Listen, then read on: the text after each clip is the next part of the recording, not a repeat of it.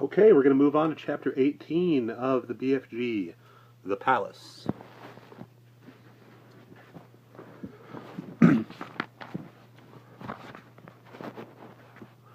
By gumdrops, whispered the big friendly giant. Is this really it? There's the palace, Sophie whispered back. Not more than 100 yards away, through the tall trees in the garden, across the mown lawns and the tidy flower beds, the massive shape of the palace itself loomed through the darkness. It was made of whitish stone. The sheer size of it staggered the BFG. But this place is having 100 bedrooms at least, he said. Easily, I should think, Sophie whispered. Then I is boggled, the BFG said. How is I possibly finding the one where the queen is sleeping? Let's go a bit closer and have a look, Sophie whispered. The BFG glided forward among the trees. Suddenly he stopped dead. The great ear in which Sophie was sitting began to swivel round. Hey! Sophie shouted. You're going to tip me out! Shh! The BFG whispered back. I is hearing something. He stopped behind a clump of bushes. He waited. The ear was still swinging this way and that. Sophie had to hang on tight to the side of it to save herself from tumbling out. The BFG pointed through a gap in the bushes, and there, not more than 50 yards away, she saw a man padding softly across the lawn. He had a guard dog with him on a leash. The BFG stayed still as a stone. So did Sophie. The man and the dog walked on and disappeared into the darkness. You was telling me they had no soldiers in the back garden, the BFG whispered. He wasn't a soldier, Sophie whispered. He was some sort of watchman. We'll have to be careful. I is not too worried, the BFG said. These waxy big ears of mine is picking up even the noise of a man breathing on the other side of this garden. How much longer before it begins to get light, Sophie whispered. Very short, the BFG said. We must go pell-mell for leather now. He glided forward through the vast garden, and once again Sophie noticed how he seemed to melt into the shadows wherever he went. He made no sound at all, even when he was walking on gravel. Suddenly, they were right up close against the back wall of the great palace. The BFG's head was level with the upper windows one flight up, and Sophie, sitting in his ear, had the same view.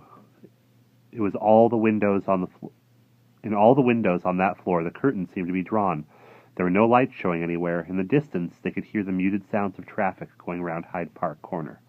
The BFG stopped and put his other ear, the one Sophie wasn't sitting in, close to the first window. No, he whispered.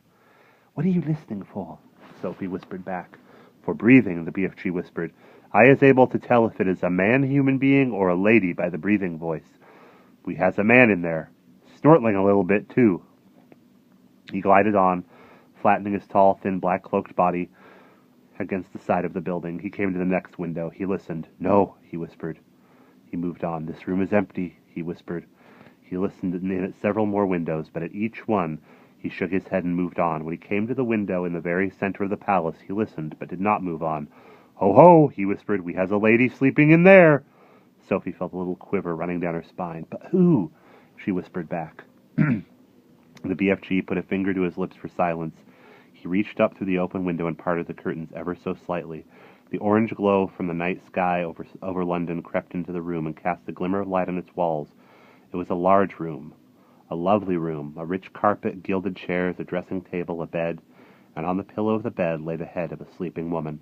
Sophie suddenly found herself looking at a face she had seen on stamps and coins and in newspapers all her life. For a few seconds she was speechless. Is that her? The BFG whispered. Yes, Sophie whispered back. The BFG wasted no time.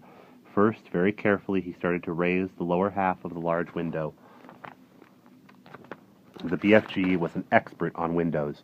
He had opened thousands of them over the years to blow his dreams into children's bedrooms. Some windows got stuck, some were wobbly. Some creaked.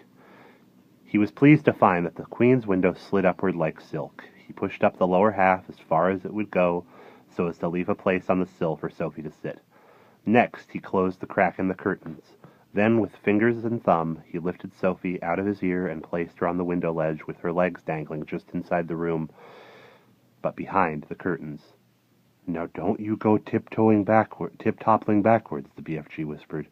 You must always be holding on tight with both hands to the inside of the window-sill. Sophie did as he said. It was summertime in London, and the night was not cold, but don't forget that Sophie was wearing only her thin nightie. She would have given anything for a dressing gown.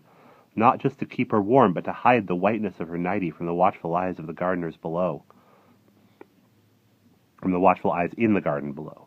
The BFG was taking the glass jar from the pocket of his cloak. He unscrewed the lid. Now very cautiously he poured the precious dream into the wide end of his trumpet. He steered the trumpet through the curtains, far into the room, aiming it at the place where he knew the bed to be.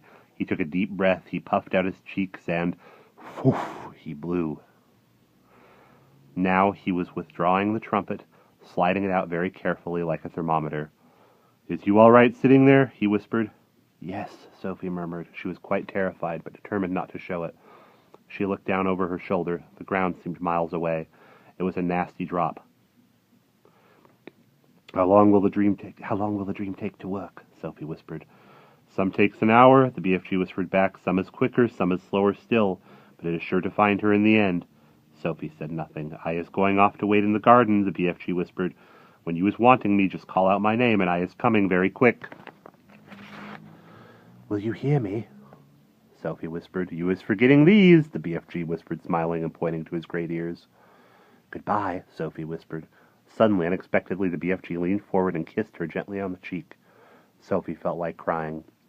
When she turned to look at him, he was already gone. He had simply melted away into the dark garden. And that is the end of that chapter.